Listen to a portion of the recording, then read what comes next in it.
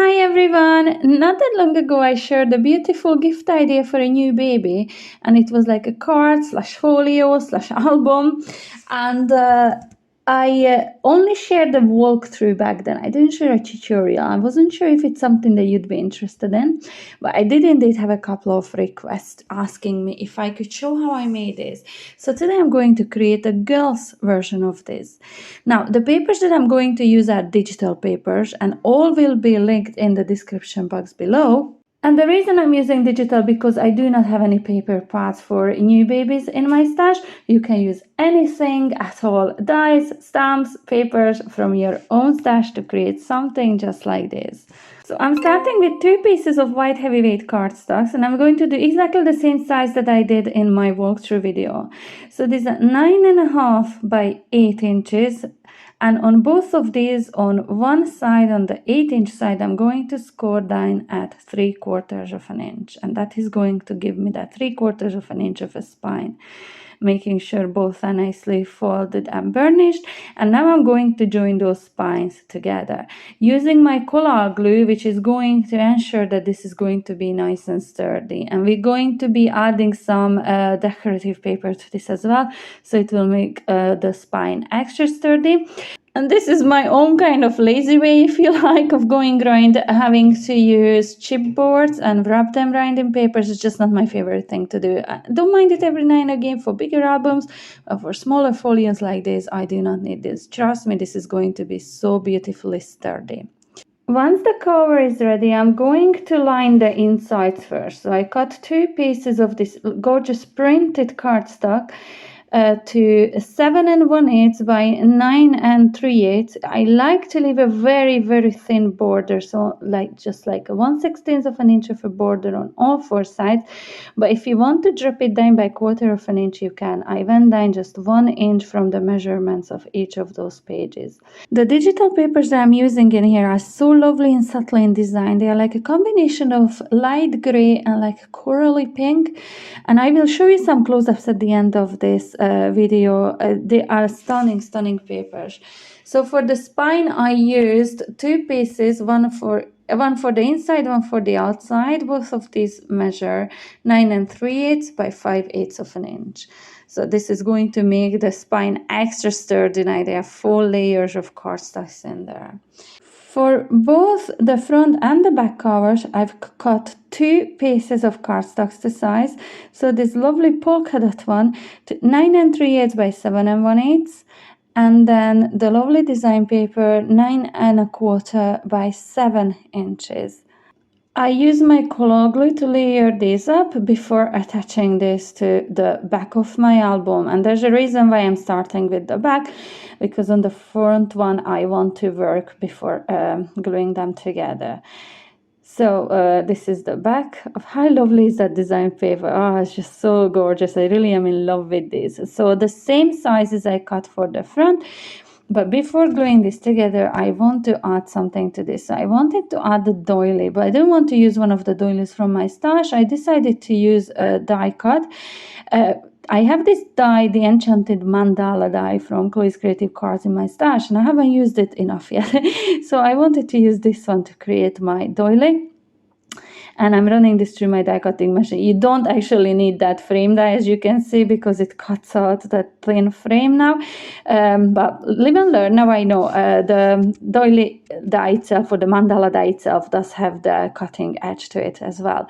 So I'm going to add it, kind of offsetting it a bit of the side of my paper, and just adding the glue onto that mid section, the solid section in there.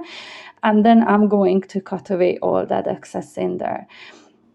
And once that's done, then I can start layering this on top of the polka dot print. You can't really see it's a polka dot print there on the side, but it is gorgeous. Now, again, guys, I'm recording this at night, so the colors are quite okay in here. These designs are quite subtle, but still on camera it just doesn't pick up everything so nicely. So stay tuned to the end of this video. I will show you some close-ups of these gorgeous, gorgeous papers. Now, this digital set is not one of the cheapest ones I have ever bought, honestly, but it is gorgeous, and I know that I will make a good use out of this in future makes for all kind of baby stuff. So now I'm attaching this to the front of my album, and this is the cover is ready inside and on the outside as well. So just removing a bit of an extra glue in there that oozed out from beside the spine. And now this once dries, the Collal Glue dries, it will be so sturdy, like a proper book cover. One of the many reasons why I really love using the Collal Glue. The next thing I'm going to start working on is the mechanism for the waterfall feature on the right hand side of the inside of the album. And now I need 2 pieces of cardstocks, and these are heavyweight 300 GSM cardstock measuring 12 inches by 4.5 each. One of them won't need to be as long, I'll cut some away of it later. It is only because this album is quite big, so I will need to extend the part of the mechanism that you will see me do later. I will try to make it sound as uncomplicated as I possibly can, but I need to extend it because of the size of the album. If you have a longer, like 16-inch of a cardstock, then you can work with that. So I'm going to score one of these at 3, 3.5, 4, 4.5, 5, 5.5, and 6 inches. So I started off at the 3 inches, and coming from there, I have 6 half-an-inch sections in there. As you can see, the score lines in there. So I'm going to fold and burnish all at the same direction. So I'm folding that 3-inch section towards me, and this will be the front of the mechanism, okay? And I'm folding every single one of these score lines exactly the same direction, making sure I am burnishing them all very well, and I am taking my time to burnish these. So again, the 3-inch section will be folded towards me, and I am folding and burnishing every single one of those score lines. And make sure, it's very important that these are properly burnished so the waterfall feature will be able to freely move without getting stuck or without too much bulking. And once all these fold lines are burnished, you can see nicely all those 6 sections in there. Now you can see the back of it, it is kind of hiding behind the front flap. It needs to be longer than this front, so that's the reason we'll have to extend it in a little while. But first I want to work on this piece. So I have a 12 by 1 inch of a card piece in here. And you see how I folded it kind of around the side of the waterfall feature in there. That's just to mark where I need to put my score line. So I added a score line just where it folded, wrapped around the waterfall mechanism. And I counted back 4.5 inches plus 1/8 of an inch. So I added that 1/8 of an inch in there so it can wrap around it freely now. It's not going to get stuck. It's not going to be too tight. I need to be able for that waterfall tab to pull down and freely move without any bulking or getting stuck. Adding glue just to that middle section in there, just to glue this to the front, to that 3-inch section on my waterfall mechanism. And you see, note how I left about 1/2 inch sitting there below that. So just about 1/2 inch or a little bit more. It doesn't have to be exact. Now I'm going to add my extension to this piece. So I'm adding my Collal Glue to the entire of the back of this. And it doesn't need to be this long. You can cut that down shorter before adding your glue. But I just think that all of this is just going to make my mechanism much sturdier. So I just left it as long and I just extended it. Now see where that joint line is? Sometimes it can get catching when I'm pulling the mechanism down, so we'll cover that up in a little while. But first, I want to cut some circles. You can use any circle that you have in your stash. I cut mine to about 3 inches, 3 1/8, and anything in around that size would work. I cut one out of white and one out of this pattern cardstock. Those circles I will use to create my pull tab. I need to know where the pull tab should be going. So I've already created 6 pieces of these panels to go on the waterfall mechanism. And each of these measure 4 3/4 by 6 3/4 out of white heavyweight cardstock. And the mats on them, the printed cardstock, are 4 5/8 by 6 5/8 of an inch. What you can see me here doing on the screen is trying to find the sweet spot to put my pull tab in. So that is the circle that I die cut. And I'm using one of those cards that I just gave you the measurements for, and just placing it just as a placeholder for now, not gluing anything down just yet. Adding it to that last 1/2 inch of a tab in there. This is how long my extended pull tab should be, because I don't want it to hang out underneath those cards. So I'm just pulling a little pencil line along that 4.5 inch of a section in there. And that pencil line gives me the indication where I should be cutting it away. I do not want it to show behind the cards. I will extend that with the circles to act as my pull tab.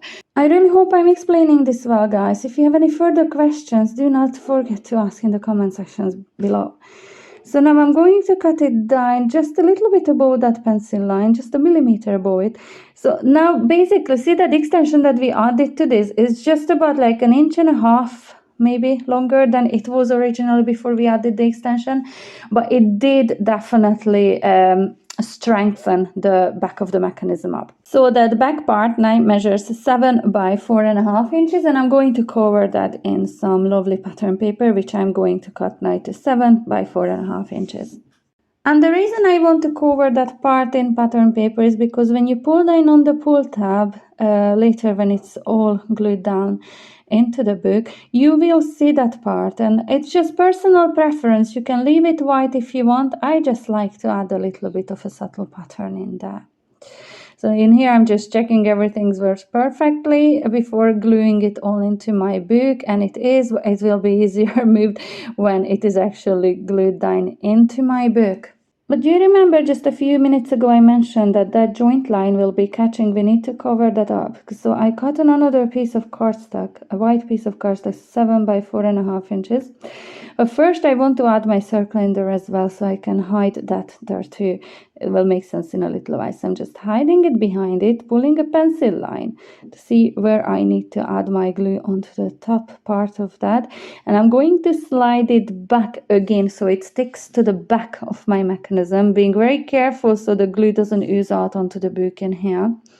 So now you can see at the back I have both the joint and that circle that needs to be covered up. So that cardstock is just a little bit too long. I'm going to cut it down to 7 inches in here. So just to recap, both the circle pull tab and the joint line at the back would be catching when I'm pulling against that pull tab in there. So it would be catching. That's why I need to cover it up so it's nice and smooth. So I'm adding my Collal Glue, and now this piece of cardstock is here 170 GSM, so it's not too heavyweight. But trust me, with all these layers at the back of the pull tab, this will feel so sturdy. I have it here in front of me the next day I'm doing this voiceover, and it feels so sturdy and so good quality. Honestly, I am really happy that I added all those layers onto the back of it. So now on the front, in here I'm just checking that that pull tab, it is, when I put it on my mat, it is centered, but it doesn't look like centered. So I just pulled it back up. It's just the perfectionist in me. So I just wanted to make sure that it looks real nice and centered. And I'm going to add the patterned one now on the front of it before covering the front of this mechanism up with the pattern paper that I've cut to 7 by 4.5 inches earlier on. So the pull tab looks like it is coming out from inside of that mechanism, if that makes any sense. So it's all nicely sealed, everything is nicely covered up, and again I'm using my Collal Glue.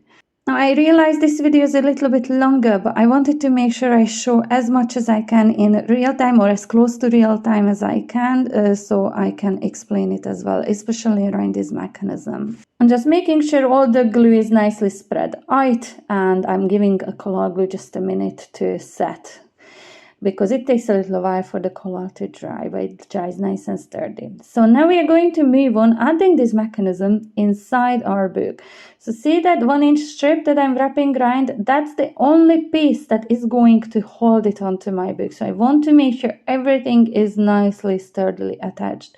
I'm using double-sided red liner tape.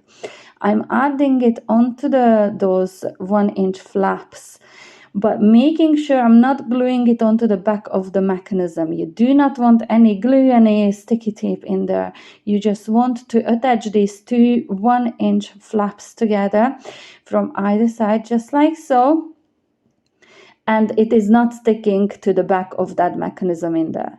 Now I'm going to cover again that with red liner tape. And this is the bit that I will use to attach it to the inside of my book. Again, you want to make sure that all the glue or tape you're using only goes onto that 1-inch section. Do not go above or below it, because if you glue it onto the mechanism, it will not move. So I'm just removing the backing of the double-sided tape, and I'm adding a little bit of a Collal Glue as well to that, because I want to make sure that it will stick real nice and sturdy. It's just like a double insurance for me in here, since this is the only section that will hold anything on this page onto the book itself. So in here, just take your time making sure that everything is nice and straight. Sorry, back of my head in there. I just had to come up from above just to make sure everything is nice and centered. Just pressing down on it very well, make sure it sticks, and just trying gently to see if my mechanism works, and it does. It is time to attach my little photo pages in there. So I have 6 of these. I've given you the measurements for, again, 4 3/4 by 6 3/4, and the mats on them are 4 5/8 by 6 5/8. The white cardstock are heavyweight cardstock, and the printed ones again 170 GSM. So I'm just adding glue onto one of those 1/2 inch sections, the very bottom one first of all, and I'm going to add one of these mats in there, photo mats. And I am making sure that it's nice and centered. And I started using my Collal Glue in here, but you will see me switch over to my quick grab glue very quickly, because the mats keep moving there. As I said, the Collal Glue is lovely, but it takes a little while to dry, and I didn't want to spend minutes and minutes between each of these photo mats in here. So I decided to just switch out to my quick grab glue, which is the acrylic glue by Cosmic Shimmer, and it's an amazing one. It really is one of my favorites to use, and I just added it into that fine tip bottle. And I'm just adding them one by one, making sure with each one of those that they are nicely straightly lined up with the one below it.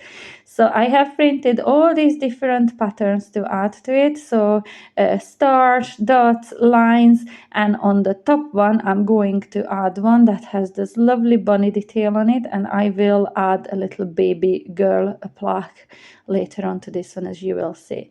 So in here, this is how magical it is. You just pull down on the tab and they just start flipping up like waterfall. You have so much room to add your photographs and memorabilia in there.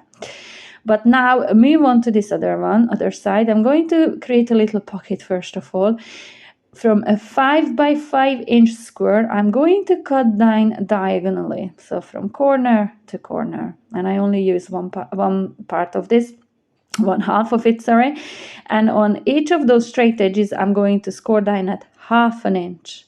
Okay, and I'm going to fold those back. I'm folding but not burnishing. I want this to be a nice springy kind of a pocket, so I don't want to burnish it. If I burnish it, it will lie much more flat against my book, which I don't want to. So I'm removing that little corner in there, and then I fold back the 1/2 inch of a tab, and anything that's overhanging my triangle pocket, I just cut away, just like so. I made this one from heavyweight white cardstock, so I'm going to add a little pattern paper just to decorate that little triangle in there.